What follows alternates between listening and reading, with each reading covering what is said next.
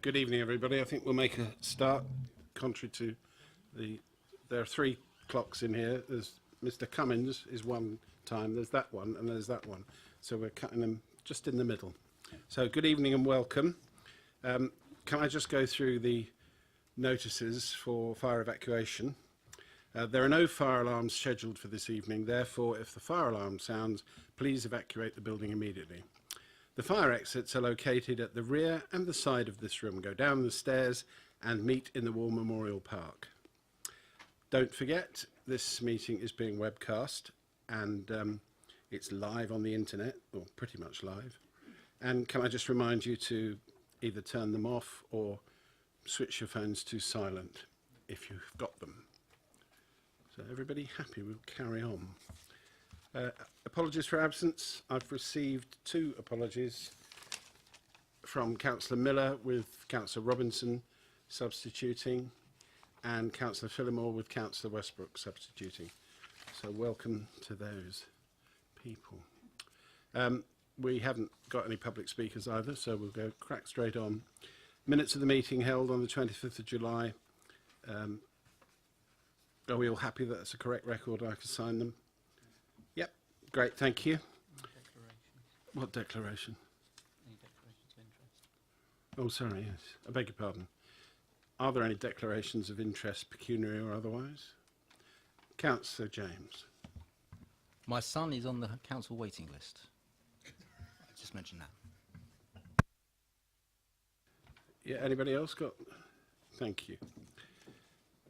So I can happily move to item 5, performance panel update. Yes.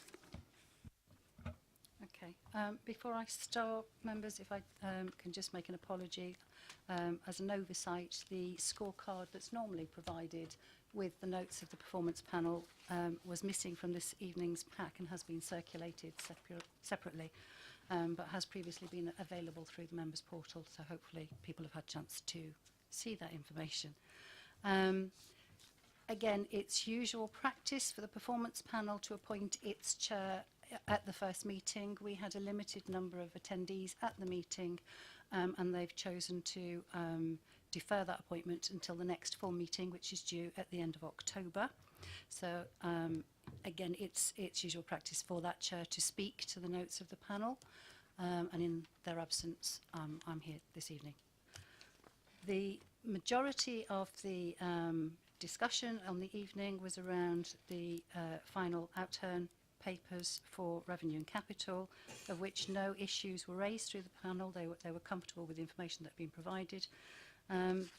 The other set of information that was scrutinised was the performance scorecard that you have had circulated. Again, the majority of outcomes within that were broadly positive, and the panel did not raise any specific issues that it wished to have further scrutiny on. Some additional information has been requested, and that's been circulated and will again be circulated to the full panel for the next meeting. So if anybody has any questions, I'd be happy to answer them. Thank you, Leslie. Are there any questions for Leslie? Yeah, Councillor Harvey. Thank you, Chair. Just picking up on the two community safety bits, on page 3 at the top of the page we've got a reduction in antisocial behaviour recorded going into the red, and then you've got on the first page a support of a borough where we all feel safe, again going into the red. It's just a couple of the community safety areas obviously flagging. Is that something the performance panel is planning to pick up on, and if not, could we ask them maybe to look at that and examine why that's the case? It might have a very simple answer, but it may not be. Again, I think as noted in the minutes, they were awaiting further detail through the strategic assessment, which would give some background detail to that. So that information will be provided at the next meeting. If they feel there's any further concern, they can raise that. Okay. Are there any other questions for Leslie? Nope. Okay, thank you. There's now going to be the first change around when more officers will appear, as if by magic.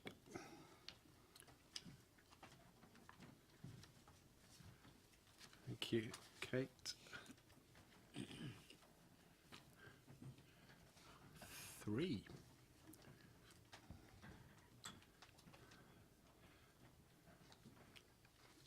Kate, would you mind if the three of you just introduce yourselves, because maybe that not everybody here knows you. Thank you. Good evening, members. I'm Kate Randall. I'm the service lead for housing and social inclusion, and I'm joined by my two colleagues who are capable of introducing themselves, but just to say it's for both of them, it's their first time at a committee meeting, so welcome to both. Hi, I'm Sue Alozzi. I'm the Housing Needs and Homelessness Manager. Hello, I'm Tori Hancock-James. I'm the team leader for the Registry and Accommodation Services. Brilliant, thank you. So can I hand it back to you, Kate, for your presentation? Yes, I should. Sorry, Terry. Terry, would you like to carry on with the presentation? Thank you, Chair. This is just by way of a very brief introduction. Good evening, Chair. Good evening, members. Thank you for the invitation to attend tonight.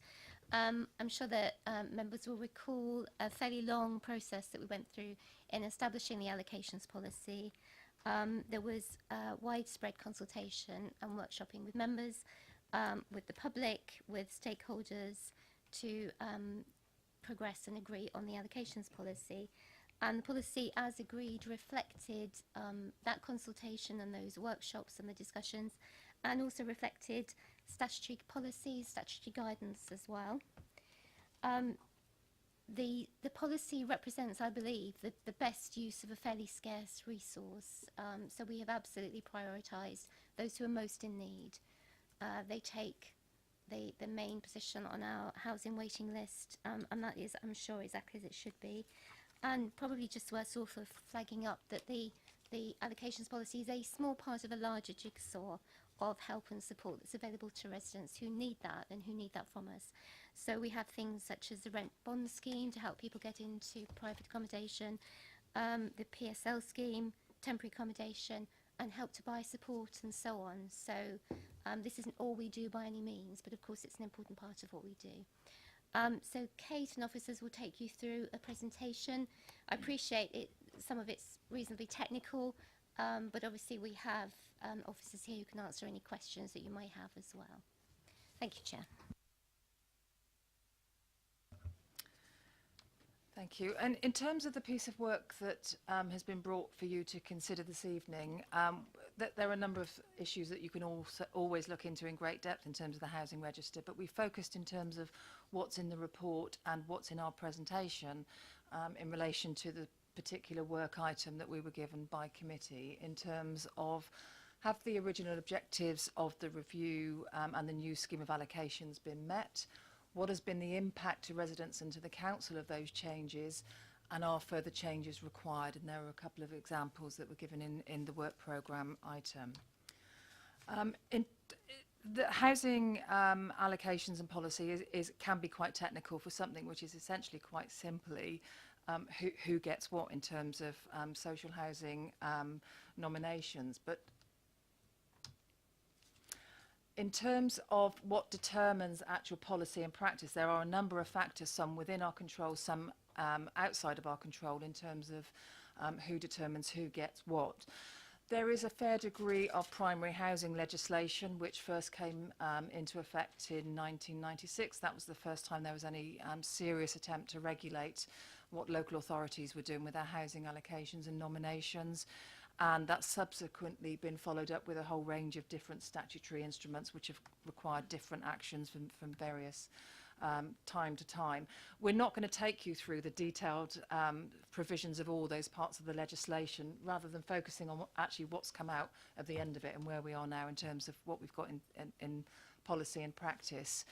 Accompanying the statutory legislation, there are copious detailed codes of guidance which provide us various opportunities to consider. It's not a prescriptive thou must do from DCLG, but it is guidance, and as local authorities that are governed by public law, we have to have reference to guidance, and usually have to have very good reason if we're to depart to any great extent from the guidance that we're given.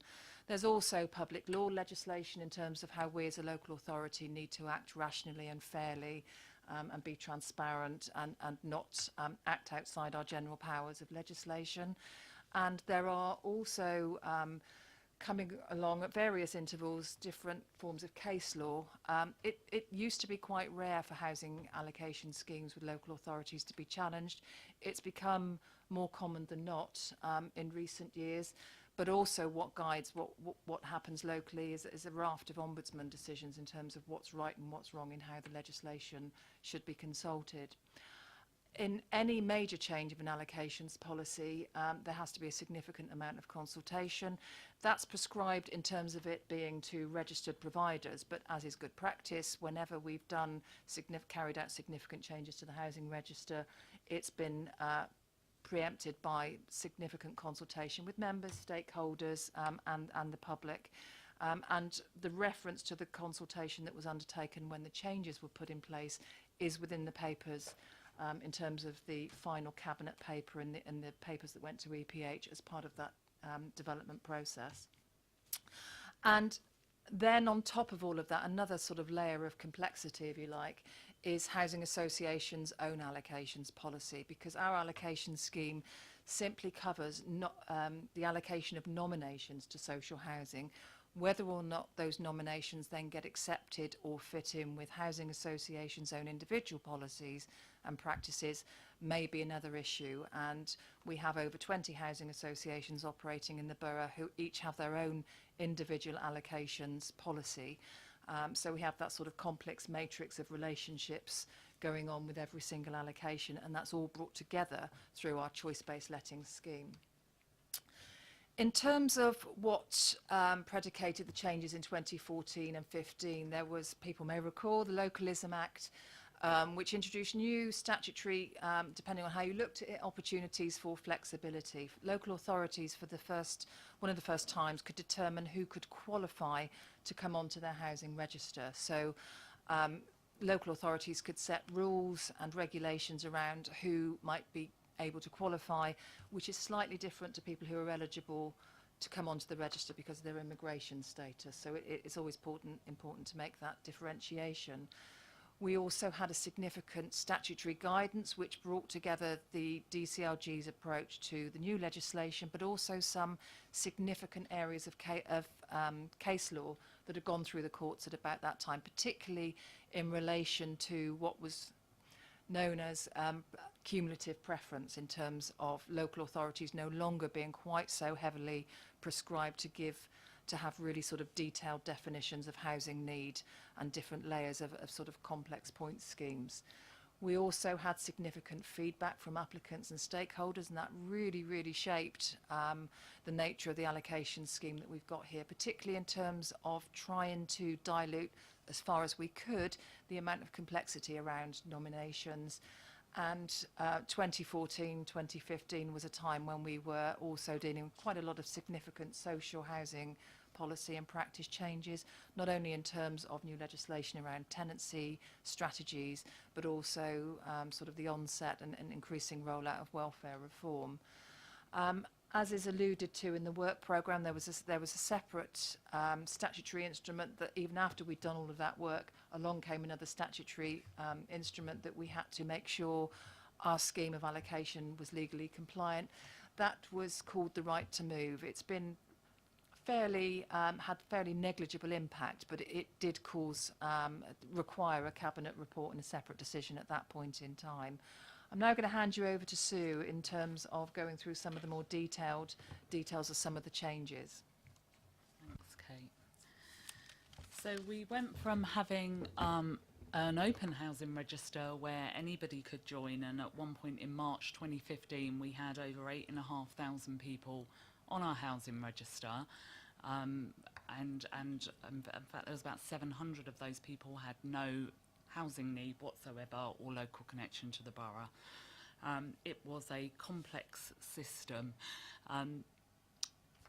With the changes, it required us to just look at having reasonable preference to those people that had a housing need. And as Kate mentioned, the codes of guidance set out that perhaps 2 years would be a period of time for somebody to have a local connection to the borough. And in fact, we didn't depart from that guidance. We set a 2-year local connection for somebody to be resident for 2 years prior to them applying for housing, or have a 2-year continuous employment in the borough as well. So we looked at that, and then we looked at simplifying from a very complex scheme of 5 bands, cumulative priority, the same weight, but some people might have 3, 4 or 5 measures of housing need. And we simplified it by saying band 1 would be for those urgent, critical cases. And they accounted for a very small percentage on the waiting list. And then most people would fall into band 2 if they had a housing need, and we can go on to look at what those housing need categories are. They would join the waiting list in band 2, and they would be on there in date order. We then went on to introduce some exclusions. Again, the guidance said you didn't have to have a list where homeowners could join, and indeed we stopped homeowners joining the list unless there were certain exceptions to that. We then looked at people who had the capacity of looking at other options to resolve their housing difficulties, and we introduced it so that if anybody had an income of more than £50,000 a year, they wouldn't be able to join the housing register. And then we looked at people that had savings as well, and if they had savings of in excess of £30,000, they wouldn't be able to join our register. The band 3 was for those that had a housing need, they qualified to join, but actually they were demoted for certain reasons. One of them being poor behaviour, and that was around antisocial behaviour, or if they had housing related debts. Applicants that may have deliberately worsened their own circumstances. We also took the decision to demote applicants who may have refused 3 reasonable offers through the housing register. I have to say, in the last 2 instances, we don't have anybody on our register that have been demoted because they've deliberately worsened their own circumstances or has refused 3 suitable offers. As Kate also said, the statutory instrument around right to move, we had to make provision in our scheme to allow people that were social housing tenants that needed to move to this area for work, they were also able to join our register. So when the scheme was adopted, we had a two sort of phased in 2 stages. The first was in April 2015, where we assessed applications, and if they didn't meet the local connection tests, or there was reasons for demotion or reasons for exclusions, that was applied at that point.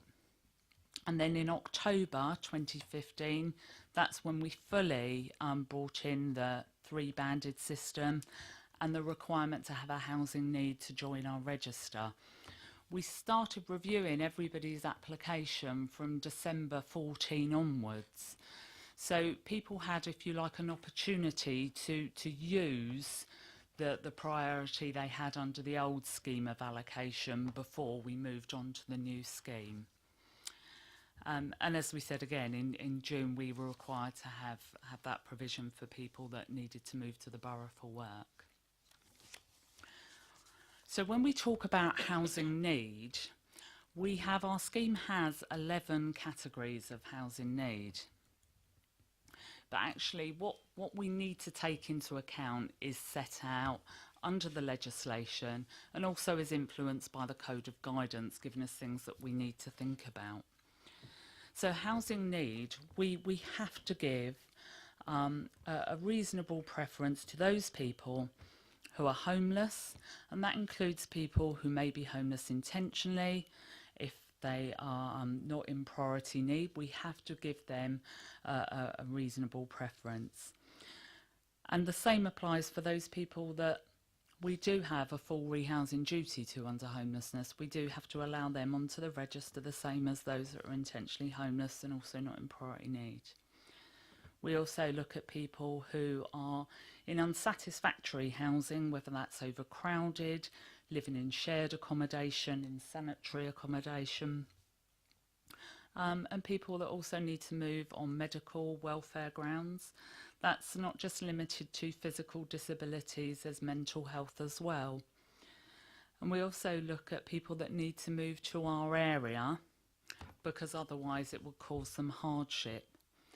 So those are the categories that we need to take into account. And in fact, if we move on to the Code of Guidance, it sets out things that we need to take into account when considering whether somebody does have a priority.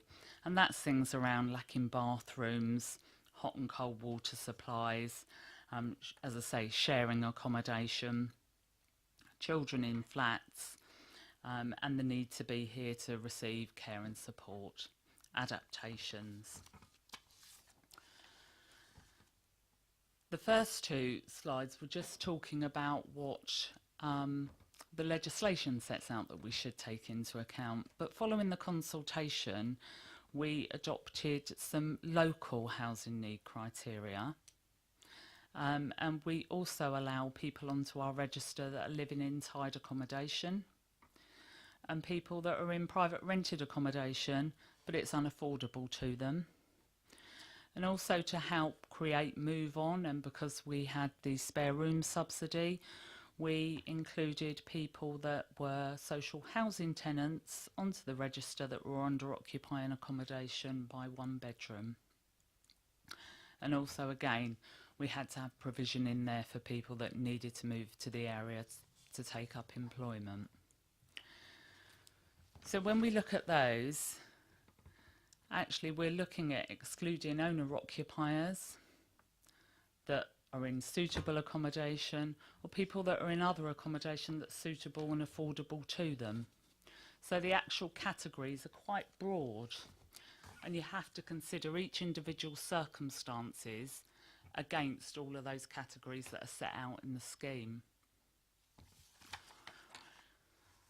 So when we look at reviewing the policy, and we have done that, we've carried out, for some years, we've carried out a yearly review of the allocation scheme to see whether or not we are housing the right people. We're not required to do so, but we do carry out to see, are the right people being housed? Are we housing those people that are in greatest need? Well, Band 1 of the allocation scheme still gives that overriding priority to those urgent cases.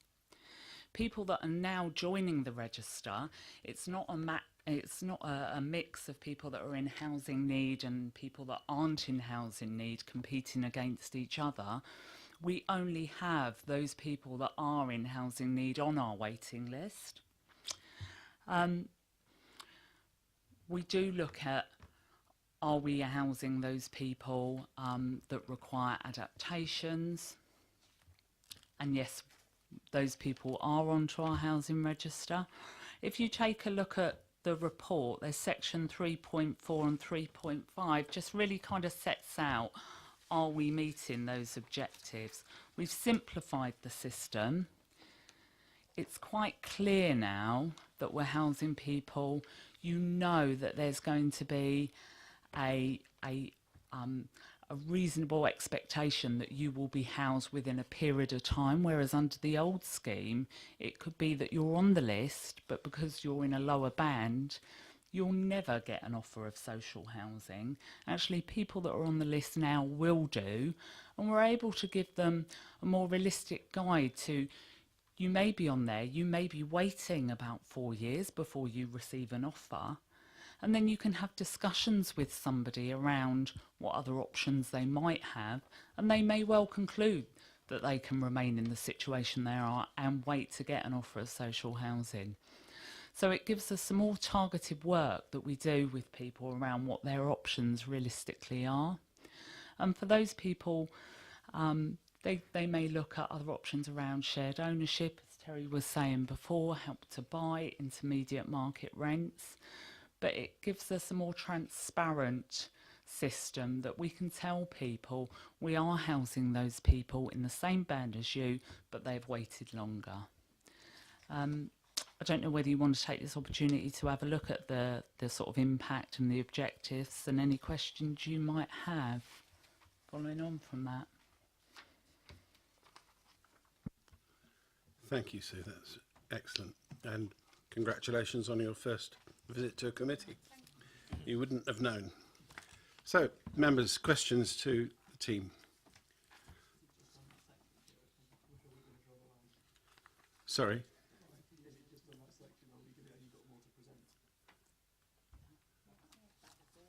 That was it, no. Yes, Councillor Tilbury. Oh, yeah.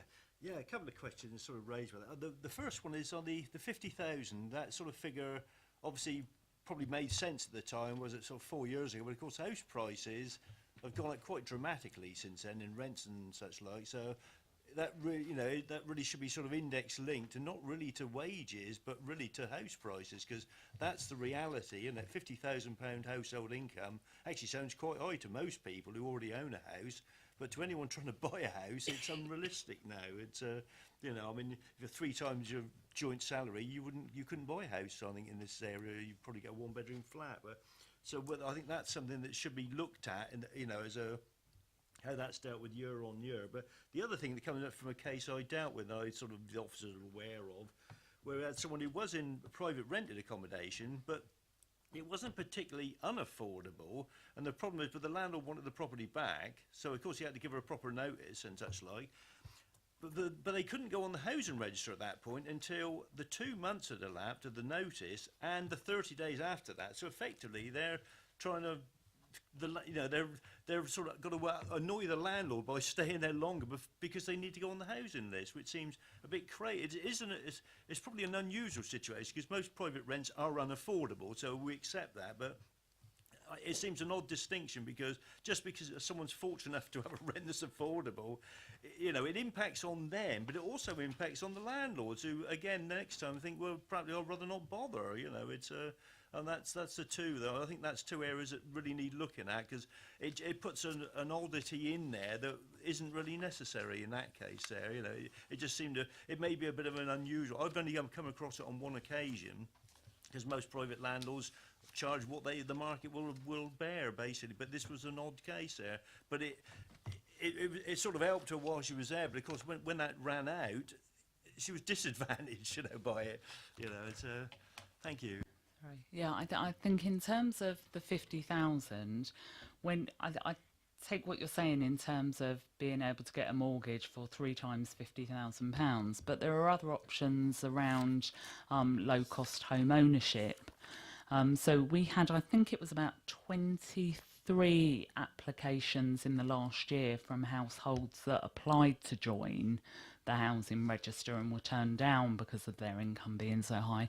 But they did have other options that are available to them around low-cost home ownership schemes as well. And I think the upper limit's £80,000 to exercise any sort of low-cost home ownership. So I appreciate what you're saying, but people with that income do have other options that are available to them. We reviewed that. Sorry, I'm just looking when we did review that. It was the end of this year where we carried that out. And in fact, the income we used of £50,000 was higher than the average income in the borough. Yes. Yeah, if somebody's in private rented accommodation and that accommodation is unaffordable to them, whether they've got a notice or not, they're able to join the housing register. If they're in private rented accommodation and it's affordable to them and the landlord takes a decision to end the tenancy, the time that they have to join the housing register, they wouldn't be housed within that period of time. But it is looking at alternative options for them. But it's just the point that they can't even go on the register. All it does is delay it by 3 months, so it just seems a bit pointless. Yeah, if you allowed them on at the start of a Section 21 being served, that still wouldn't give somebody sufficient time to get an offer of social housing. So if you did allow them to join, they still wouldn't get the outcome through the register. It'd be looking at other solutions for them. Is that okay? Yeah, thank you. I mean, just a passing comment, if there are 2 adults and they're both earning £50,000 is not a huge amount of money. So the bar is set quite low. It might be worth referring to section 3.1.2 in the report, where it gives you some sort of a benchmark against which that 50,000 income lies. Bearing in mind we're talking about eligibility or qualification for the most for the highest need, sort of in terms of, and the heaviest subsidised housing available. Obviously there are other options in terms of intermediate housing options. It's some may not consider that 50,000 is a lot of money, but it is, as Sue pointed out, still higher than the median average within the borough. We've got a number of people want to ask questions. Councillor Golding. Thank you, Chair. I've got two questions about the way the scheme works in practice. If we could start on page 43. 13.1 of the scheme, I think, which is reduction of priority due to unacceptable behaviour, if it's easier to find it that way.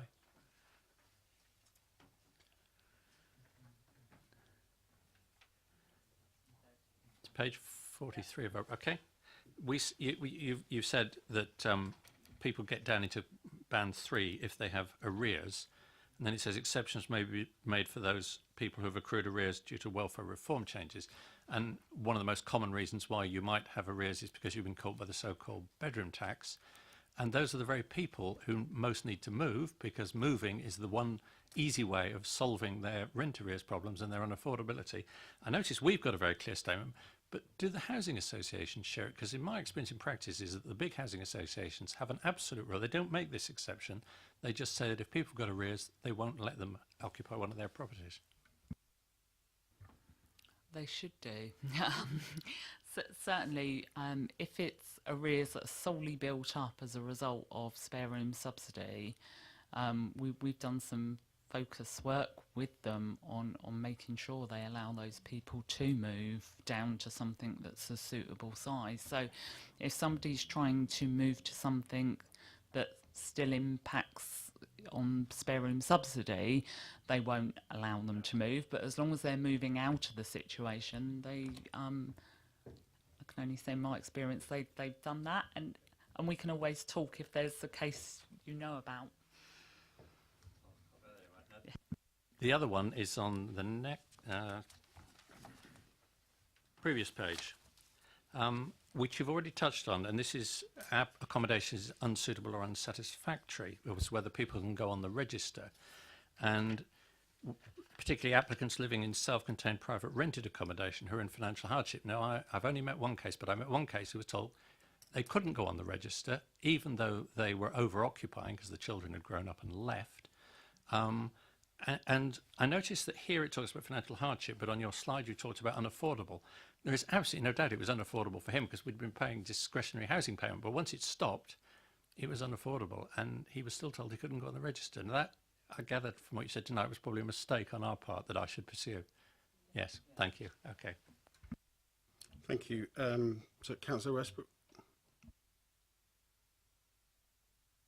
One's on page 46.2, band 2 applicants. It talks about accepted homeless. So I'm trying to understand why if you're homeless, you're not in band 1. Was the first point. We'll answer that one first, because the others are different questions. Oh, pardon. There's a very prescribed definition of applicants in Band 1, and that was set for a particular reason, because the numbers of statutory homeless acceptances we make every year total last year, I think it was around 60 or so. Well, if that's an automatic sort of trigger of going into the most urgent housing need, arguably we're only ever going to be able to deal with those 60 cases and no more. And there was very much a sort of decision not to necessarily keep a link between becoming accepted as homeless and having that additional priority on the housing register. Is more sort of sophisticated in terms of the other range of housing need factors that would be taken into account. somebody who has been accepted as homeless may also, at the same time, meet the critical band definition, but it's not an automatic qualification. And my other question, second question is on page 65, the graph shows the number of numbers on the scheme from October 15, which was 1670. Then moved up to April 16, 2,373. And then we get up to April 17, where it's 3,037. I just wondered how that, obviously that's gone up quite a lot. Do we know if this increase in the numbers of people coming back onto the register for one reason or another didn't reapply when the new scheme was implemented, or whether this increase is now new people registering? I don't know if you have any figures for that. Yeah, it will be a combination of. Right. Sorry. So it will be a combination of some people making new applications, but it will also be new applicants coming through. We get about 280 new applications each month to join the housing list.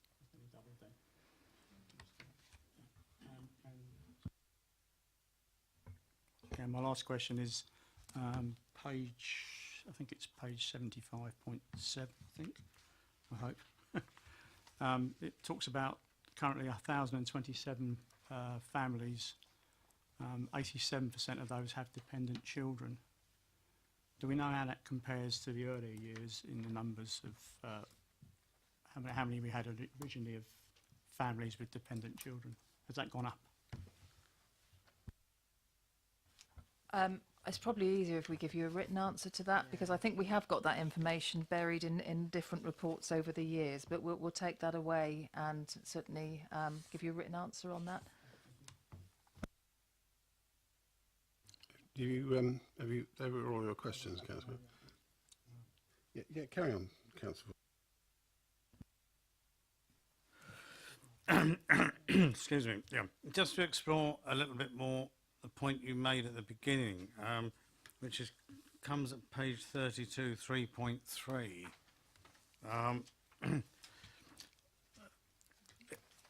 My overall view was that everything is absolutely, fine.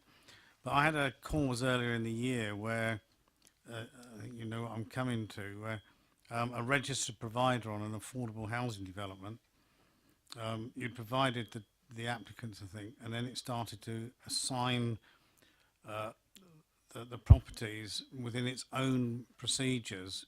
Not, I think, intentionally, but they seemed to be unaware of the S106 agreement, which had very specifically highlighted the fact that it should be allocated to people with a connection in that parish rather than on a wider basis. An applicant alerted the parish council, who alerted me, and I alerted you, and you solved the problem extremely quickly, which was absolutely commendable. But that raised a question in my own mind: was that an isolated one-off that hadn't occurred, or are you happy or unhappy that the relationship you have or the process ensures that these allocations are done in accordance with our procedures and within what we've seen today? I think if I recall the circumstances, it did lead to the registered provider reviewing their process of rural exception sites and Section 106s. So it's just really highlighted internal procedures there, and also our review of when we're setting adverts ready, that if it's a rural exception site, that we've reviewed as well the Section 106 to make sure they are nominated to in accordance with those agreements. I think it's a really important point though, in terms of, we have over 20 housing associations. The majority of stock is held by 3 of them, and generally, well, certainly in relation to 2 out of those 3, processes are good, communications are good. There may be time, and that's one of the reasons why any decision about working with particular registered providers is not just a financial decision around what sort of scheme you may get or what sort of offer of accommodation they're giving you, but also what their management practices are like. Because to be quite honest, some of them we wouldn't be sad to wave goodbye to, but they have the accommodation, and therefore we still have to work with them. But it's a very good point. Thank you. Councillor Harvey. Can I just echo Kate's words there? Yes, indeed, and experienced teachers have done it. Could I raise with you page 19? Can I talk about the local connection bit for a minute and the employment side of things? Could you help me understand how somebody who doesn't necessarily qualify for the 16 hours because they might be under a 0 hours contract, or they might be under a different kind of employment that doesn't technically fit to the letter of 16 hours, would it just be a matter of proving the point? How would you go about dealing with that situation? Because it's a concern, I think, to a number of people in changed employment practices. Sorry, is that right? So are you talking about where somebody might have a 0 hours contract, but in practice, and I think it's exactly that. Whilst the contract might say 0 hours, you'd be looking to see what happens in practice. So you'd look at the individual circumstances, look at it, what they are exactly doing and the regularity of that. So you'd consider it on the individual case and see what's happening in practice rather than just look at the contract on its own. I think that's reassuring. I know it doesn't say it there, but in the sense, if when you get to review again, is there an opportunity to look at the changed employment market that we're in, simply because of the volume of people on 0 hours contracts and the volume of people who are on part-time that still might double up in a number of jobs that equal 16, but not a singular role. It's how you come to look at that. I think that's an excellent example of where, certainly in terms of reviewing the policy either on an annual basis or as officers month to month, where we look at not a policy change, but are the wordings that are reflected in our policy and practice and procedures what was intended, and certainly with 0 hours contract, if someone's working effectively over 16 hours, it would very much have been the intention of the committee and the council's policy. So on those occasions, that's where we think in the version of allocation scheme that you've got, officers regularly review the wording that's used just to make sure it reflects practice. The other obvious example is when schemes have changed from sheltered or non-sheltered. So that's the type of change, if you like, that's quite easy to reflect. Thank you, Chair. Look forward to that change in that sense. On page 40, there's a reference to, on number 6, halfway down the page, the director's discretion. Who is the director in question? How do you get to the director to have their discretion exercised? Is it an appeal? Is it a reference from yourselves? Or is that an exercise on the nominee, or the person who's seeking the application? I think when we're looking at director's discretion, for us it's around where the scheme hasn't taken into account a set of circumstances, and those circumstances are exceptional. And we would put in a recommendation to the Director of Borough Services suggesting that this is the circumstances of somebody and we need to give discretion to put them into band 1. And in fact, recently we had to do that on a case whereby the circumstances weren't fully taken into account in the scheme. Interesting to know that it's been used actually in that way. No, thank you. Could I talk to you about, and try to understand a bit better, on page 41, some of the welfare issues involved? It also flips over to 43 and 44. On page 41, you've got the reference in section 7 on the welfare and social grounds, and it talks about including people with learning disabilities and autism. One thing I'm conscious of in a lot of casework is that not everybody has an SEN, not everybody has a statement of need, not everybody's picked up formally in the process, nor do they have a formal diagnosis, nor do members of their family have a formal diagnosis. How do we deal with that in terms of it as well? Is it a sense that if they are presenting evidence that nonetheless you are confident that that is the case, rather than it being to the letter of the you must have a you must have, and so on? Yeah, again, you'd look at the individual circumstances and what information you could have and you could consider. So you wouldn't necessarily say because somebody doesn't have a formal diagnosis, therefore they're not. You'd look at that individual circumstances, what's happening, what support you've got for that information, and then consider that against the scheme. Again, that's reassuring. And on 43, an interesting point, just looking down the list there of bullet points at the bottom.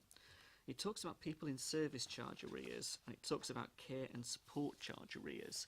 When I read the care and support charge arrears, that worried me in the sense of why that would be in its particular form. Yeah, I know it's housing related, I know it's related to care issues, but an unacceptable behaviour.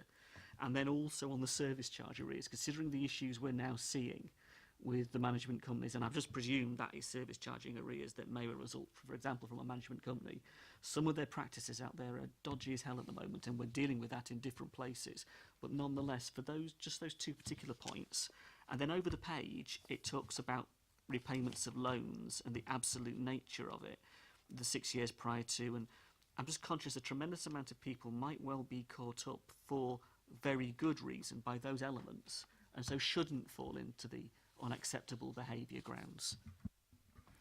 Sorry, again, you look at the individual circumstances. So it's not a case of I have this debt, therefore I am in band 3. I've been demoted. It's you're looking at the circumstances. You're looking at what they had available to them and how that's developed. If it's a blatant I'm not paying and therefore this is how something's developed, you might take a view that that person might be demoted. But if you're looking at affordability, being able to not repay these debts, these loans, then you're not going to punish them again by demoting them. Yeah.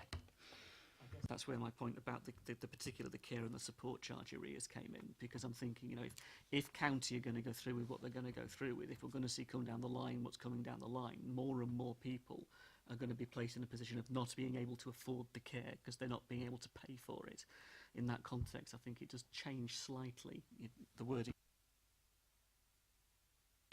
And I think it's around, these could be supported housing's personal charges. So all their other bills are paid for, and there's a personal charge that isn't covered by housing benefit. So some of those charges relate to somebody's non-willingness to make a payment, as opposed to, if somebody doesn't have the income to pay, you're not going to punish them.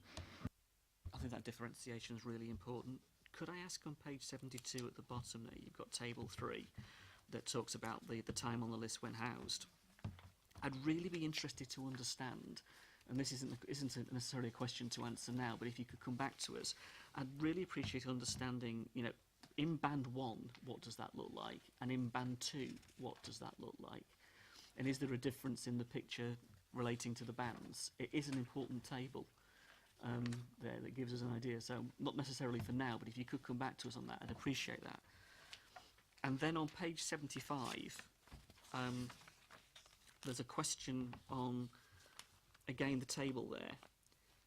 Maybe I'm reading this wrong, and I'm hoping you can put me right on this and help me with it. On the families with younger children, when you look at the number of families that we have with younger children compared to those that are falling into band 1, and then you look, for example, at the other category, single people and couples, there is a really significant drop-off in families with younger children, despite the demand, getting into band 1. What lies behind that, if anything in particular?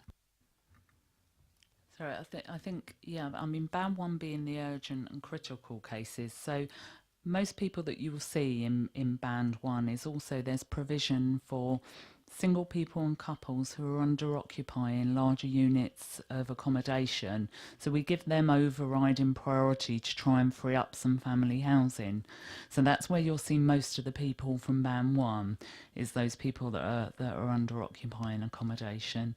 You've also got people that are in supported housing move on. So they're occupy band 1 as well. When you look at people that have moved because they have an urgent need to move, then that's where you'll see that they're the families, and they are those few exceptional cases. But it's generally about people that are moving out of larger units of social housing that are in that band.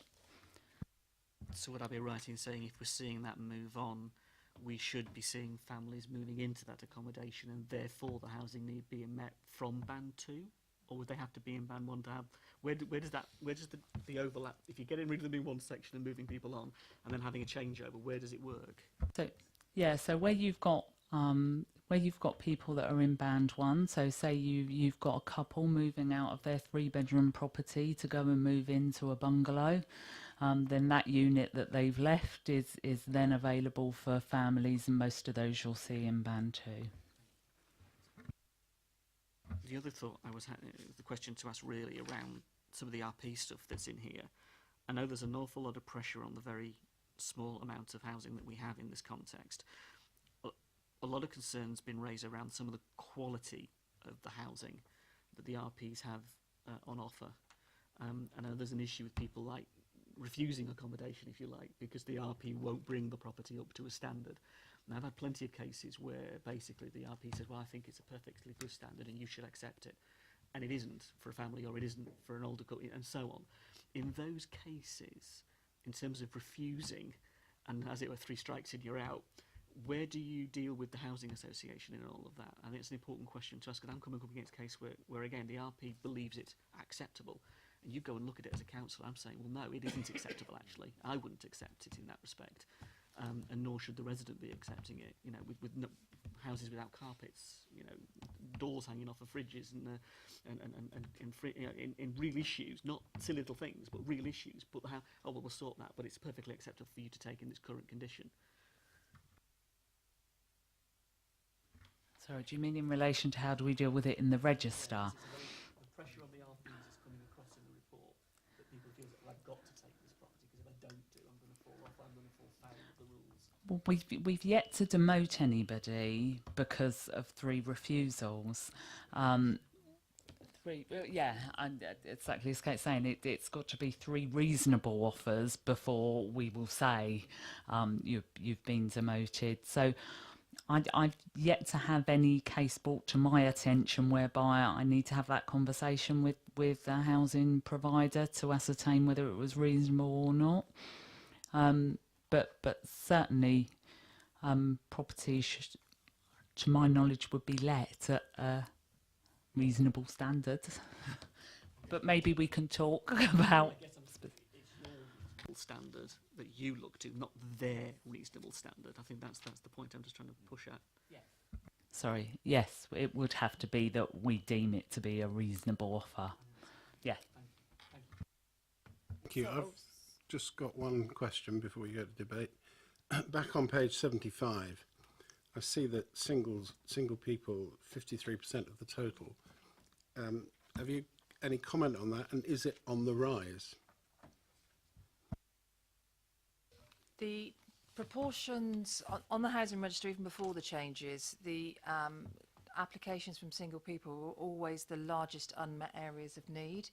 And there's a whole host of reasons for that. We tend to, historically, more 2 and 3 bedroom properties have been built, so there's been more vacancies coming through that route.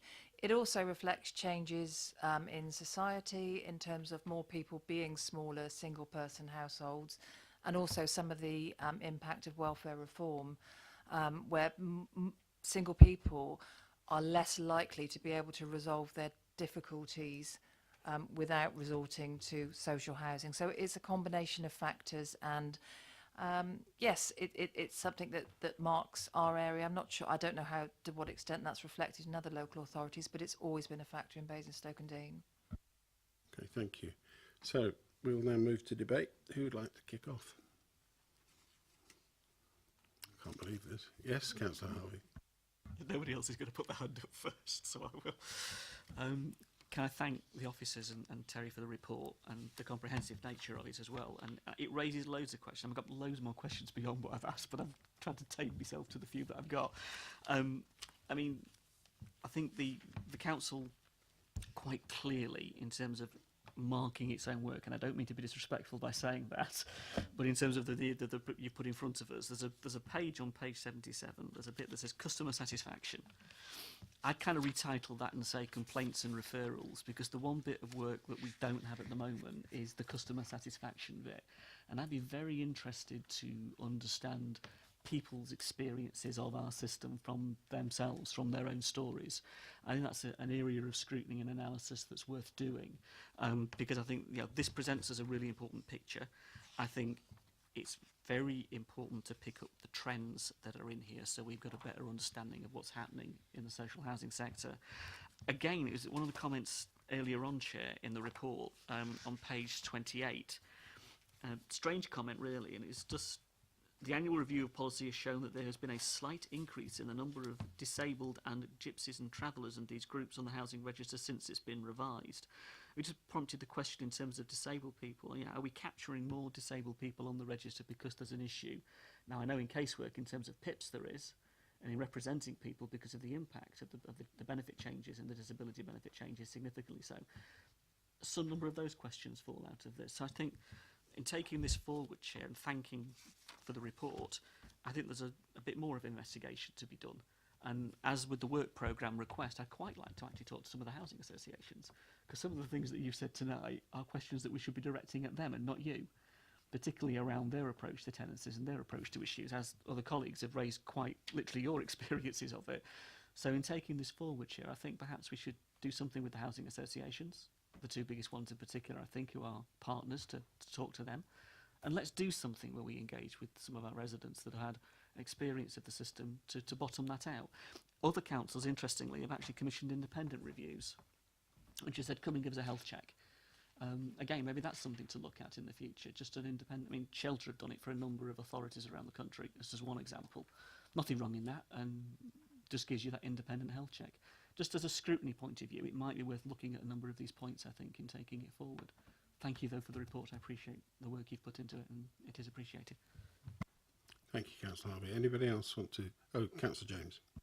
Yes, thank you for the report. Very informative, very useful. The only thing, and clearly, I don't think the problem is with the policy. I think it's appropriate and it's very fair and a lot less complex than the previous one. And in that way, it's good. And clearly, the biggest problem we have is supply, which isn't a topic for debate tonight.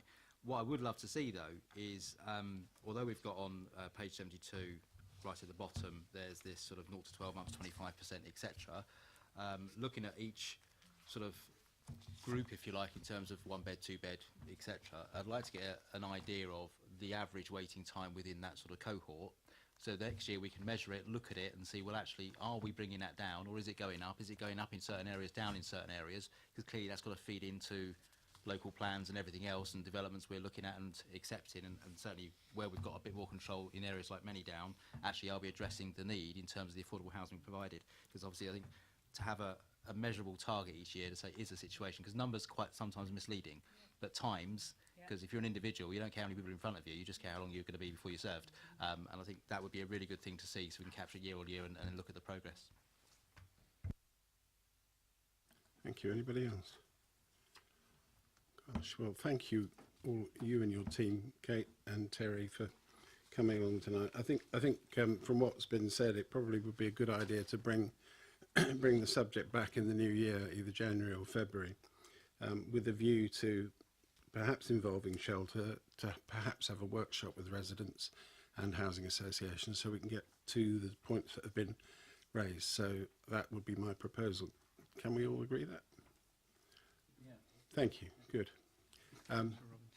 Yes, Councillor Robinson. It's been agreed. That's fine. I mean, does it come back? I thought this came back as a matter of course every year anyway to us. We do the review. Yeah. Yes, Councillor Golding. You didn't really give us time to comment before you announced that it was agreed. There were two questions there. One, should it come back? Two, should it involve Shelter? And personally, I'd want to know a lot more about what Shelter would do and how much that would take away from us as councillors, our responsibility, before agreeing to Shelter getting involved. So happy with it coming back. I'd want a pros and cons note on involving Shelter to give us a properly informed discussion before we agreed to that. Yeah, that's very fair, and I think that I wasn't suggesting they would come and take over. It was just, what their practices were.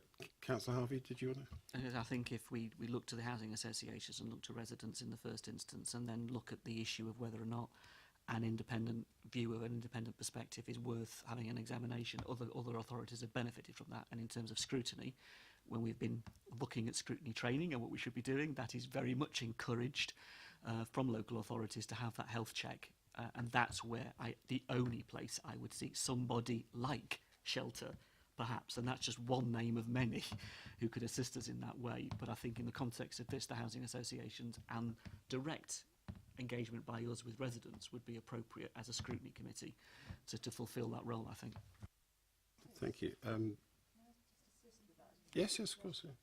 I haven't got any, Councillor Robinson. Sorry, just as a suggestion, something that we've done when we've developed policy in the past is to get perspectives, user perspectives, and it may well be, rather than sort of overcoming some of the data protection issues with bringing applicants to members, if we could look to commission a piece of work which seeks residents' views from, say, an industry specialist, in the same way that we've done when we fed into reviews before, and then bring that back with the annual review at the end of, for the next year's activities would be after March, so we could bring all that back to committee.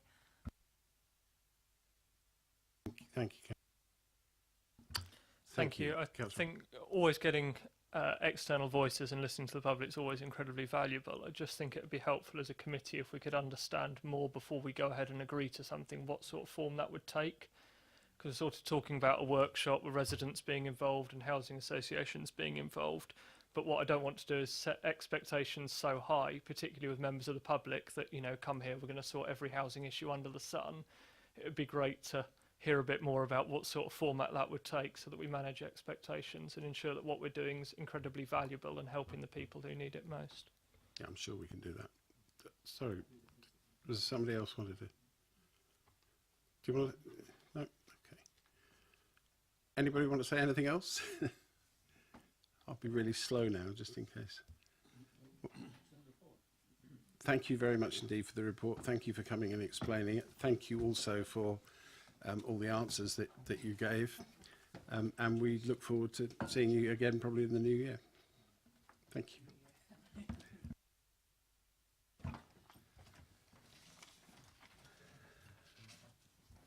Well, that took an hour.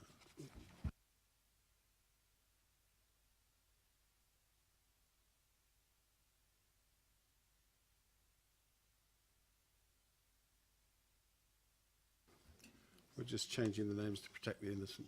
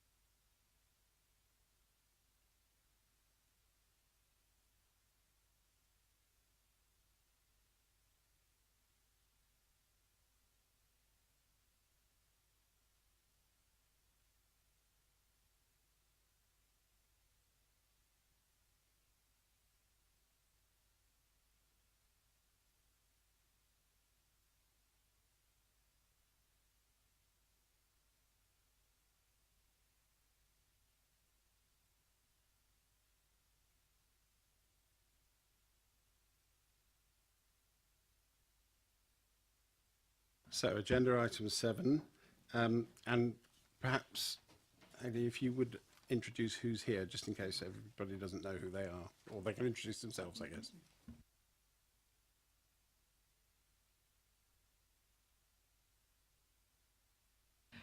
Yeah, so the officers I have with me are Chaz Bradfield, Marion Short and Philip Hood.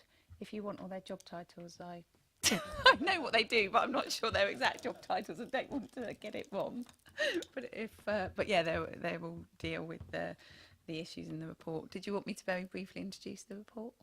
Yeah, so the report's in relation to the solar panels. The Scrutiny have asked to be brought here to give an update on the outcome of the solar panels that have been installed that is set out in the report. Obviously, there's I'm pleased that this has come tonight because it reflects the importance of the energy and climate change agenda. The report sets out details of the solar panel project, which are at an early stage at the moment. although it does show they're achieving some tangible financial environmental benefits, obviously some learning to be applied to any future solar panel schemes. And then the report just goes on to present just some brief detail about other work being undertaken by the climate change team. And yeah, that's about it. Okay. Is that, you don't want to say anything else, or your team doesn't say anything else in? No? Okay. Questions, members? Councillor Golding. Page 84, please.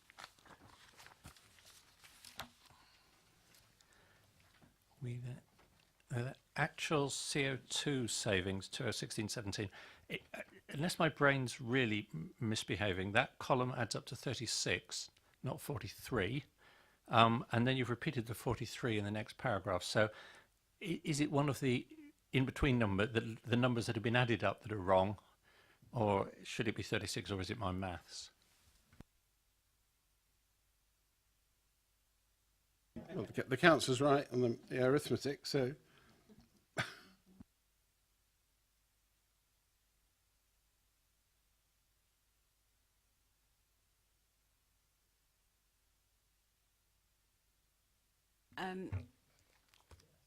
Yes, your arithmetic's right. But I believe from our background papers that the actual reduction is 43, so some of those figures may be incorrect. I will double check those. Thank you. Okay. Well, I'm sure that the Cabinet member will take account of that. Just for information on that 3.4, it's that last column, it's tonnes. They didn't put that in, otherwise it looks funny. Councillor Harvey. Thank you, Chair. Forgive me, because my questions, Hayley is the Cabinet member that has this responsibility. My experience of this was with a different Cabinet member when it was before you in that sense. And what I found difficult and what I wanted to explore was Peterborough's involvement in this with us, because as I understood it, if I'm wrong, or they were nearly the only show in town where there was no element of tendering or process. We missed out on the tariff because of the way the process was gone through. So the tariffs changed and we had a significant reduction in the benefit we would get because of that. And in one instance, as I understood it, when they came to doing the installation, they actually brought scaffolders and technical people up from down from Peterborough to Basingstoke to do the installation of the solar panels to save CO2. And I found that ironic that we wound up with people coming from Peterborough to do scaffolding in Basingstoke on solar panels on our buildings to save CO2. And it was the tendering process that I was really looking at in terms of how we got here.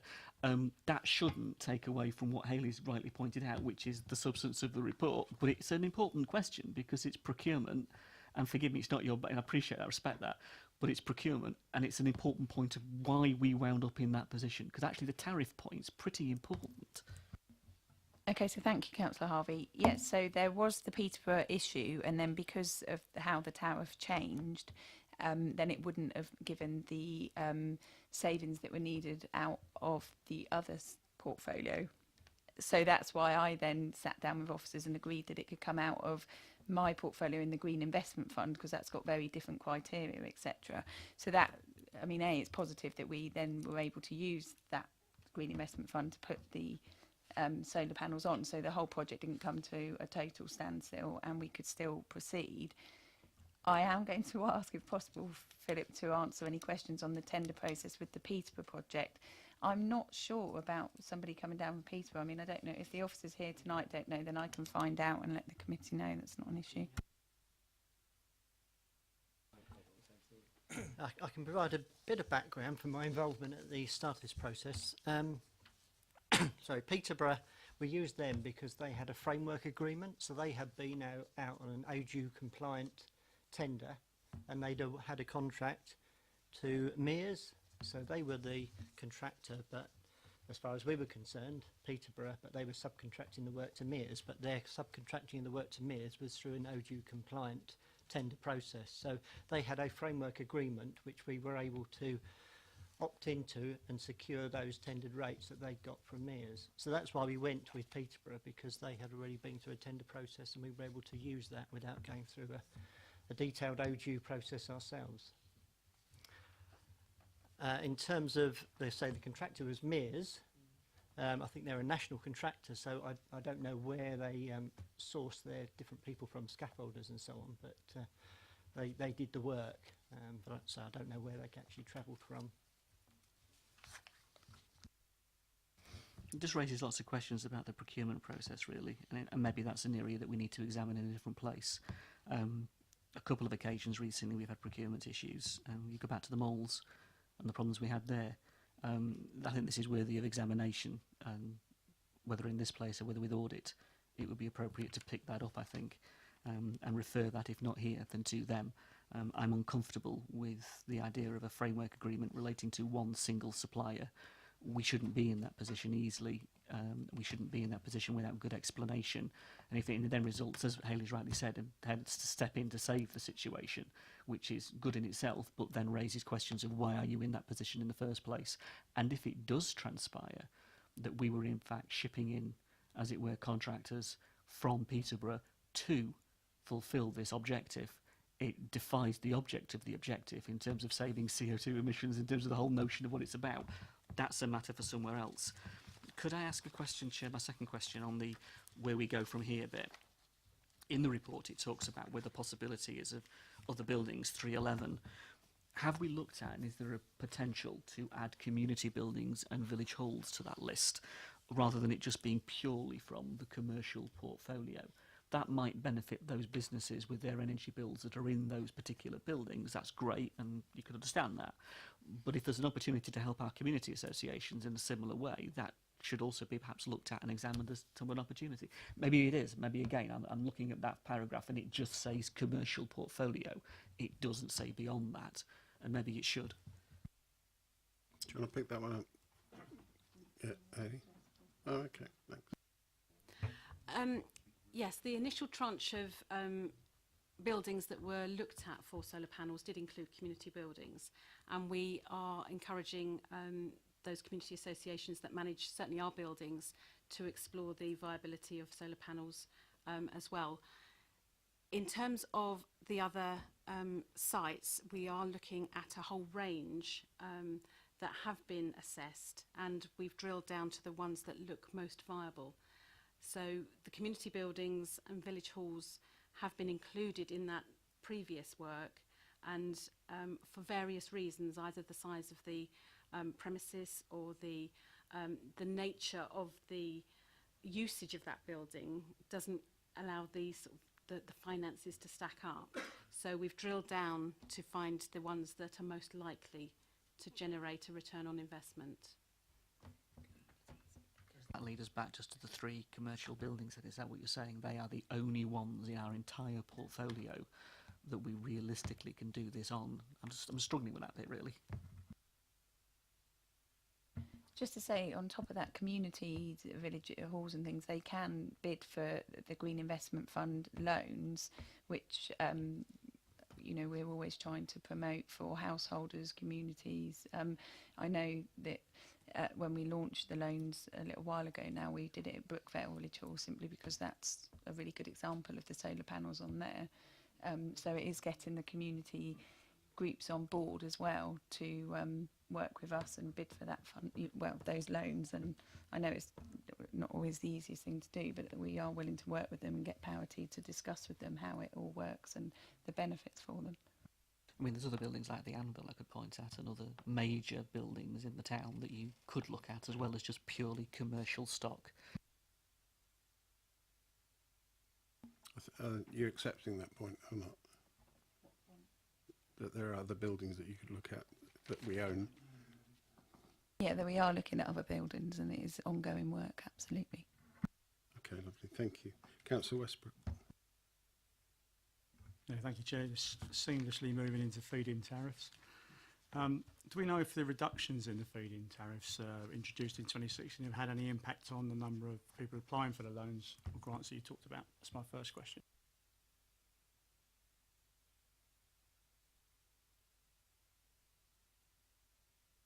So the loans are for house owners or community organisations to bid for, but we haven't had much take up on it. And as far as I'm aware, I don't think we've had anybody take the loan and put solar panels on, as far as I'm aware.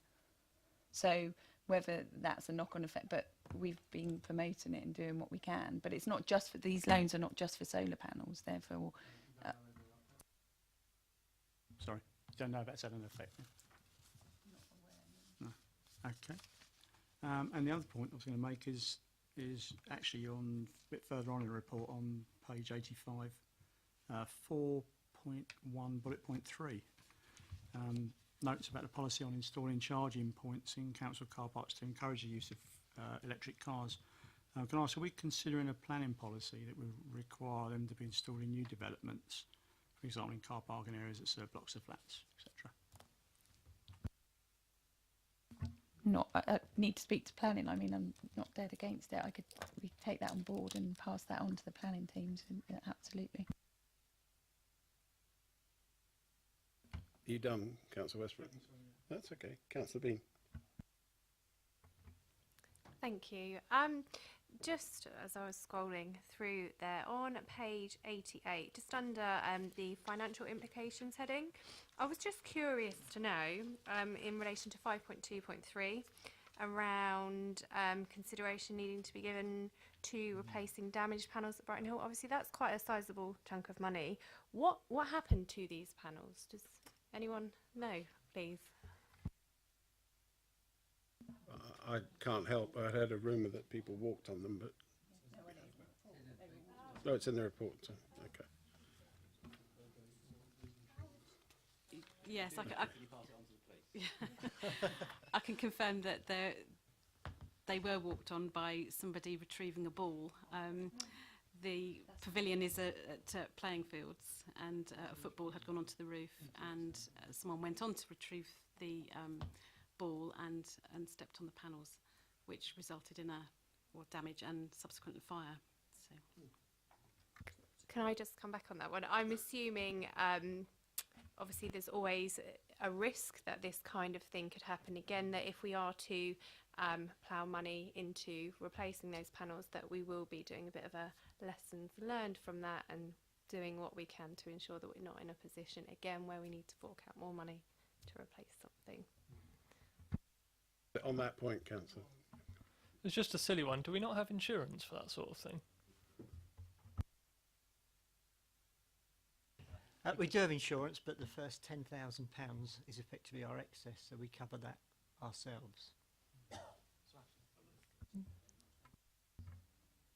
So the figure quoted is 20,000.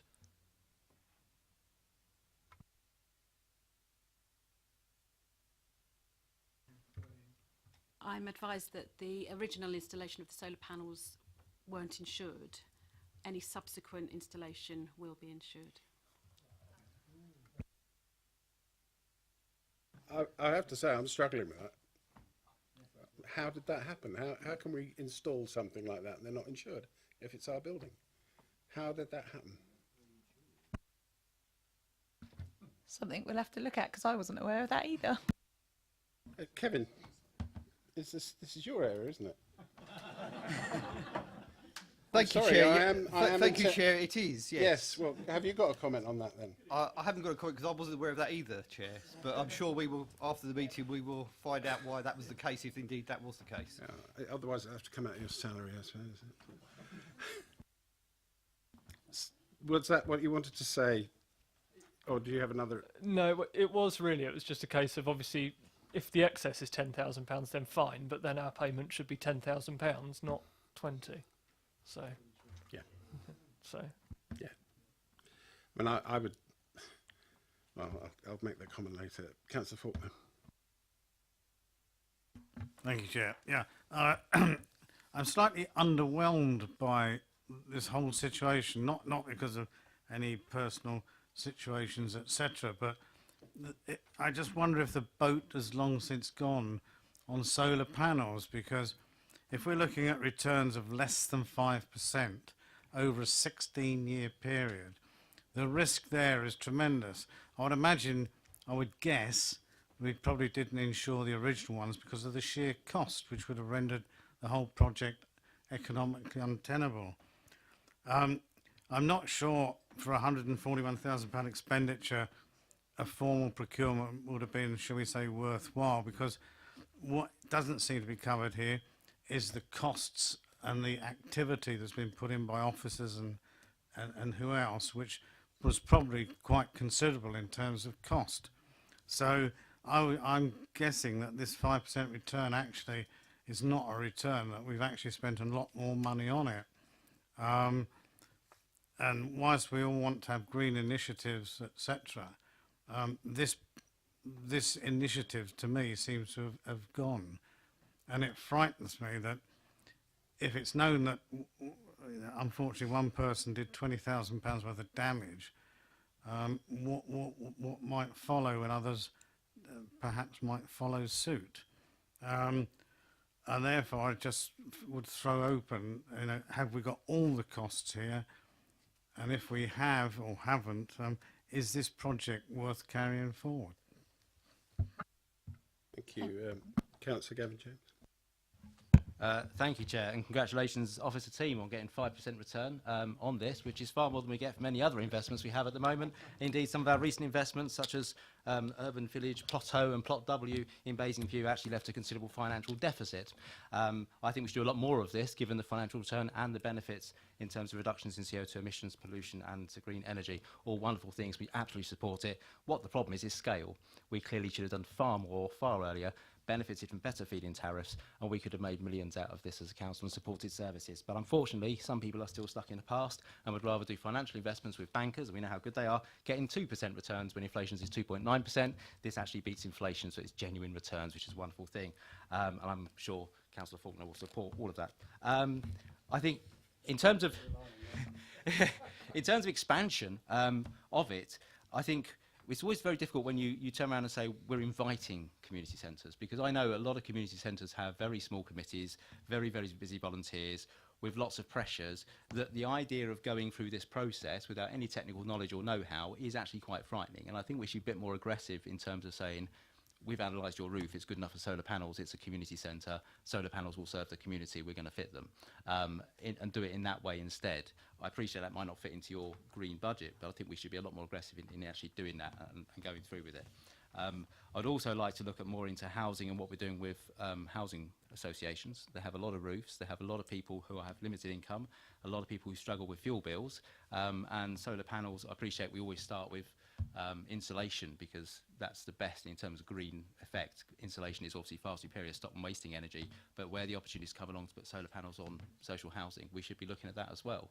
But again, that's something you can't invite people who know nothing about green technology or green or solar panels to put in a bid, a complex bid for something. It's where we need the housing associations through their support workers to go into the houses and say to people, look, actually this could reduce your energy cost. Obviously anything that goes into the feed-in tariff the council will get to cover the investment, but anything you use, it will reduce your energy bills.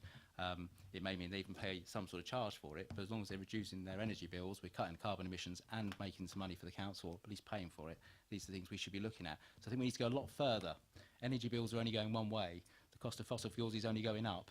The reason that the feed-in tariff has dropped is because the cost of solar panels has dropped so much in recent years. When we started talking about this 10 years ago, solar panels were hugely expensive, and the only way the government could get it off the ground was through heavy feed-in tariffs. Now solar panels are so much cheaper, so much more efficient, so much more effective, that the same opportunities are still there if you're willing to put the effort into it and achieve it. So I think we should do a lot more. I can't remember where Councillor Faulkner's ward is, but I suggest we look at no solar panels there, but look at a wind farm instead, because I'm sure he'd appreciate that. Thank you. Yes, sorry, I'll put you on this, Councillor Robinson. Thank you.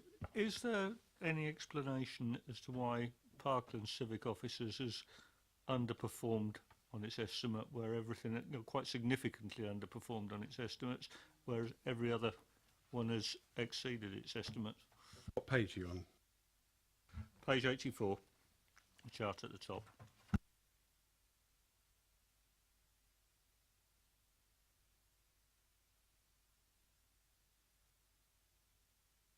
Who's going to take that?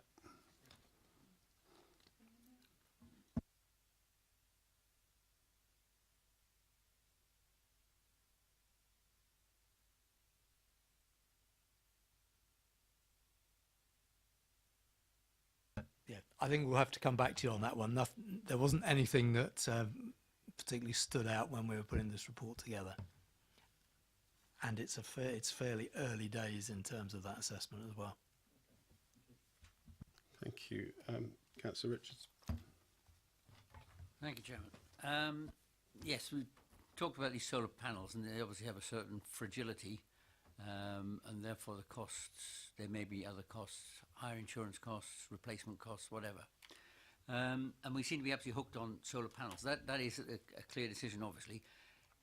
What about other alternatives? I mean, heat exchanger units, these sort of things, another way of getting cheap energy. I know my daughter has put in one where you've got pipes underground going down a certain distance and water flowing through that and coming back through a heat exchanger. And it's remarkably efficient, it seems. I mean, have you obviously looked at these, have you? Yeah, so this report was really focused on solar panels because I think that's what the committee was after. We're looking at a range of initiatives, really. We're talking to a number of companies about possible battery storage to help our electricity resilience as a place. We're looking at grant schemes for people who are in areas where there isn't a gas supply and looking at how we can improve their heating and make it more efficient for them, and bidding for money from the government to do that sort of work. So the team's looking at a range of initiatives really to help our residents, but also to help the place become more sustainable. Even wind farms, but I think the planners have something to say about that in terms of our planning policies.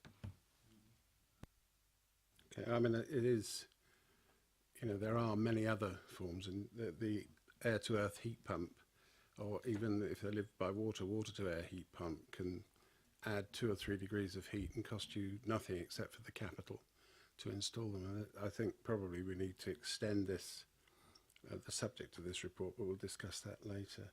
Councillor Harvey. Thank you, Chair. Just picking up that point in terms of infrastructure lists, I think it's interesting to note the way that a large area of the existing built environment in Basingstoke isn't on the infrastructure lists for a large number of the gas companies to install gas to people who would benefit from it tremendously. Similarly, so if you think about where we're building new properties, the actual installation of the building design element of all of this becomes really important. And there was a big battle over that when the local plan was being developed as to how green do we really want to go. And there were some interesting lines being drawn. My question, Chair, relates, if I can, separately, completely different subject area. 86, the second bullet point at the top. Exploring opportunities with other authorities to create a new electricity supply company in the region. I'm really interested in that from the point of view of fuel poverty. Now, we know we've got nearly 4,000 households in Basingstoke specifically suffering from fuel poverty. And I think if there was a way of using this council's energy and its resources, officers and time to do something that addressed that issue positively, that still potentially gave a return to this authority, would be well worth that investment of time and effort. And if that is the case, great, and look forward to seeing something on it. If it isn't, can I urge you to take that on as an area of good work? I think that would benefit us tremendously. The flip side to that, and this is, I guess, a question if you can take back to colleagues, it would be worth examining just how good are our energy efficiency policies in terms of planning at the moment. How good are we at promoting energy efficiency in the new buildings that we're seeing put up around the borough? Because I think the different developers have probably got very different standards, and I think some of them are pretty good and some of them are pretty shocking. And I was wondering, in terms of implementation of our planning policies, whether or not there's a scope of work there just to say how good are we at applying energy efficiency to new builds. And it matters because in some cases some residents were taking £70 to nearly £100 out of their fuel bills by moving into those newer properties that did have good quality energy efficiency. And that's the difference between being in fuel poverty or not, as the case may be. Thank you. Anybody else want to pitch in? And I would just pass a comment about solar panels, and that probably I think it's true to say that the cost, if you take into account the cost of the build and the energy consumed in building them, they probably of negative value, because the costs and the energy costs far exceed the money that you save by using them. That was an industry comment when I worked in the industry. So, do we want to debate? I think that silence says no. Thank you, Ellie, and thank your...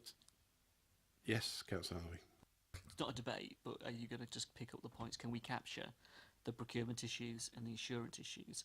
And I think a referral from this committee to the audit committee of those issues is worth doing, because I am not happy and I'm concerned at the issues, and we do need to investigate them properly. It isn't necessarily a scrutiny issue, but it is an audit issue. Chair, can I just say I agree, I'll look into the insurance issue, and I'm sure I'll have a conversation with Kevin at some point this week about that, and happy to look into that. The procurement issues, it was all dealt with at the time. I mean, initially the issue of the procurement and going through Peterborough came to a committee. Cannot remember off the top of my head when that was or what the committee was, but I was there, and there was some people from the Basingstoke Transition Network turned up and spoke, and it was dealt with. I think the issue then goes on that the tariffs reduced, and that's why you then have Councillor Faulkner's point about that's why we don't take it out of a pot where you have to generate so much. But for my green investment fund, I still think it's quite important, and I still think the green side of it, and that it's to still have a return of 5% is still a positive thing. But the procurement, why we went down that OG route with Peterborough was dealt with at a committee. I suppose the question just is what happened with Peterborough and why that fell apart. But I know that was all set out to me, and that could probably quite easily be set out in writing to the committee if need be. Councillor Robinson. Thank you. It's just to support Councillor Harvey's point on referring particularly the insurance issue in my eyes to audit. I think the idea that as a council we don't have comprehensive insurance for things like that seems a bit silly. So audit should definitely look at that. Yeah, thank you. I mean, so are we in agreement that the procurement issue and the insurance issue gets referred from this committee to audit and accounts? Yeah, thank you very much indeed. Any other contributions before I say thank you again? Okay, well, thank you, Hayley, and the team. Thank you for coming. Thank you for helping us get our way through this. Thank you.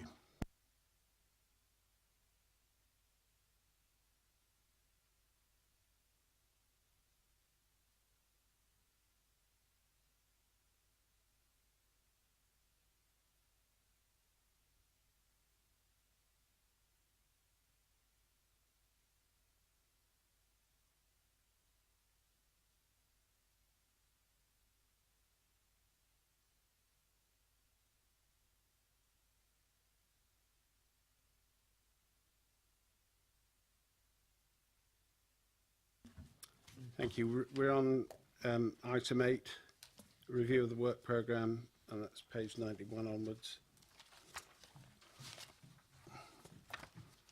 Oh. I wasn't planning away that quick. Sorry about that. There's a couple of cups need washing up over there. There we go.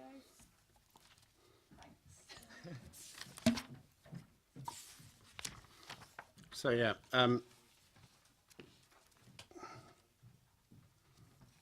starts on page 92. Sorry, I've got to turn this round. I should have brought my tablet like Councillor Bean did. I wouldn't have this trouble then, would I? I consider my wrist slapped. Okay, November, there's only one item, unless we've got another work programme suggestion coming forward as a result of what we heard tonight.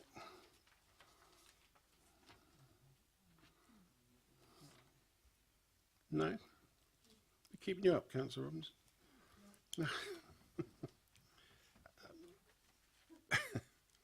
Well, we might have housing back in February because that's absent. Has anybody got any thoughts on any additions to this? Yes, Councillor Harvey. Just thinking in terms of any of the work programmes that are due to come back into the programme if they're by the stage of being ready later in the year. For example, the county functions bit is doing the evidence gathering. Does it want to slot later in the year in terms of committee, or do you just leave that and slot it in perhaps later when you've got a better picture? I mean, I think that's a fair question. Can I just take Councillor Robinson's point and then we'll come back to that? It was on a similar tack, just looking at the items to be timetabled with regards to scoping groups and things. I think most of the scoping groups, so access for information, that says they met, but not quite sure where that's going. County functions, gathering evidence, so that probably needs to be timetabled in. Supporting small businesses, I think meeting needs to be established for that, and neighbourhood plans, we haven't got a meeting for that yet. The one that worries me slightly is the consultancy dependency one. So it's an item that's on the work programme, but there's nothing scheduled to be happening on that. I think we either need to do something with it or drop it. I don't see the point in having it sat on the bottom of agenda. Councillor Harvey. Can I say, yeah, well, I mean, in terms of what the leader of the county council did at the last meeting with the letter that came to the chair, which was disgusting, and then the follow-up in terms of the way it just beggars belief, really. I think we should, as an authority, take our residents far more seriously than he does. And the piece of investigation, the work that we should be doing as a council, and it would be relevant to this scrutiny committee, is to look at the issues that county are presenting to residents. The consultancy dependency point was the fact that the money was being spent on Deloitte to find the cuts programmes at county. I now understand that county have found those cuts. They are huge. They are significant, and they are going to have we're not going to be in a position as a borough council to pick up some of these. The impact on our residents is significant. That actually is a really important piece of work that we could do, and that would represent our residents, considering that the county council leader can't be bothered. Councillor Robinson. Just to agree with Councillor Harvey on that, I think what we've seen from the county council at the moment is a large programme of cuts in various areas. I think we need to decide as an authority, because in the past I think we have been very good to Hampshire in the sense that when they've cut a service we've often picked it up. We've seen that with areas in homelessness, we've seen that in areas of public transport. But I think with the scale of cuts that are coming, whatever your view on those are, we as an authority need to have a position and decide what we are likely to be in a position to pick up, not to pick up, set our red lines and say to the county, look, you can cut this, but don't expect us to pick it up. We're a district level authority. We're not in a position to pick up various things that we're not the statutory responsibility authority for. Okay, well, I mean, it's quite clear that Councillor Perry won't engage with us, and therefore his heads of service won't engage either. Steve, can you just tell the committee what you just said to me, because I'm not quite sure I heard it all. Thank you, Chair. Good evening, councillors. So for the consultancy dependency item, if the proposal is to change that to something substantially different from what was previously proposed, if the proposal is that we knock that one on the head and start off something different in another direction, looking at the changes to services by Hampshire County Council, that's certainly something we can consider. If you, one member or cross-party, want to submit a work request form, we can put something together fairly swiftly on that. Members? Yes, Councillor Harvey, and then... I mean, rather than just doing a paper chase, which I totally understand why it's being suggested, I get what you're saying. If this morphs into that, there's nothing to stop us. Alternatively, if we have to do it, I don't think it's going to be a difficult issue for us to get something on the table to get started with. What I don't want is to have to do that and then come back to another scrutiny committee to get that approved. If we could approve that that's a piece of work we want to do this evening and get on with it, because it's happening now, it would be far better than having to go through another cycle of committees, Chair, if that's possible. Councillor Robinson. I think that's sensible. I completely understand why we want to have a different suggestion form so that officers have clarity on what we're suggesting. But I think, I think our next meeting's November. That's another 2 months into a cycle. I take your point, Chair, about Councillor Perry not wanting to engage at the moment. That's the indication, and that's absolutely fine. That's up to him. He's a different authority.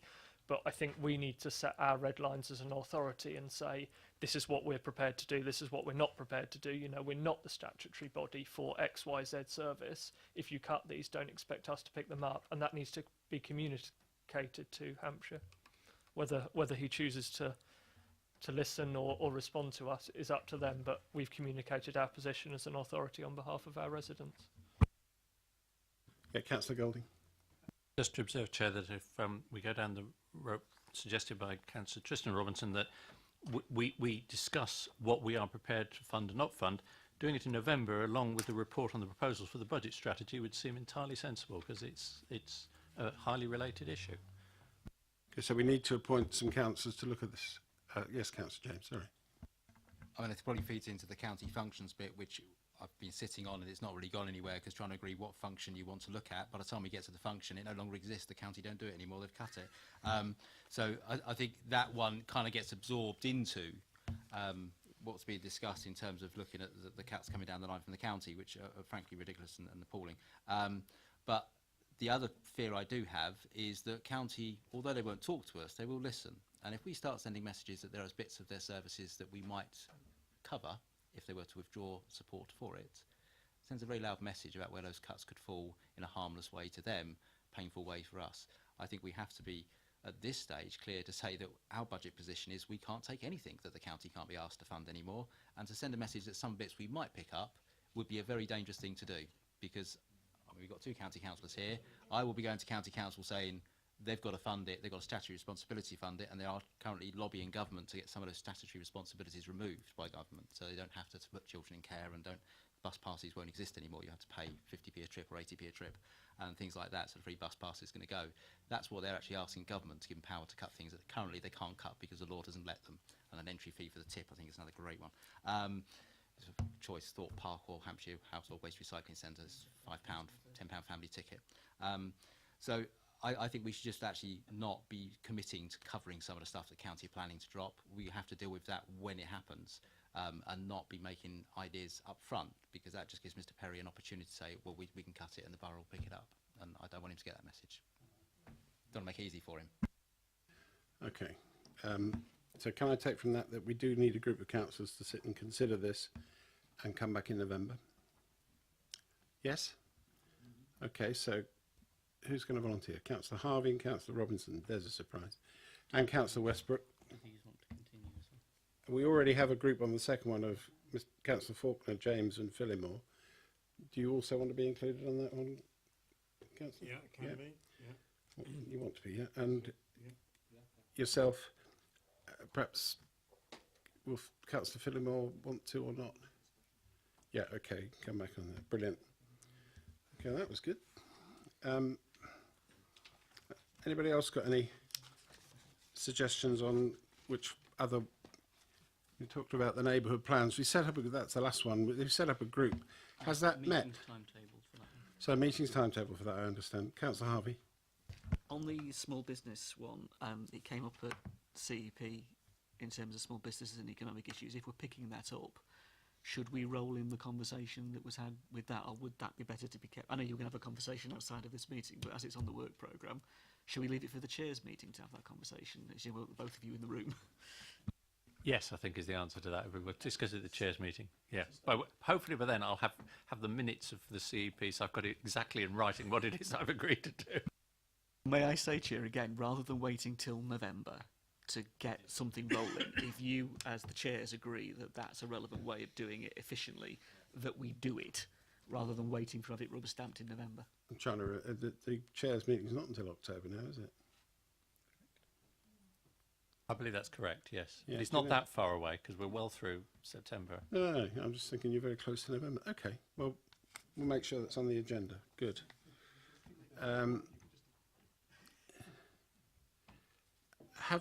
Have the group, we're going up backwards again, access to information. Oops. Have the group met yet? You have. And so, pardon me? Who are you hinting at? Sorry, Kevin, did you nod? Acknowledged.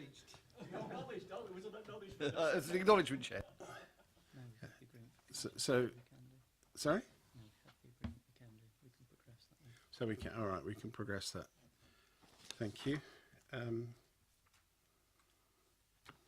Going back, sorry, I'm going backwards. We've got the transfer update in March. Member officer profile, protocol to be timetable May 2018 is that okay? Are you happy with that? Do you want it earlier? No, nobody's listening. That's all right. Budget report standard, medium-term forecast is standard. So are there any other issues that we've missed? I don't think so.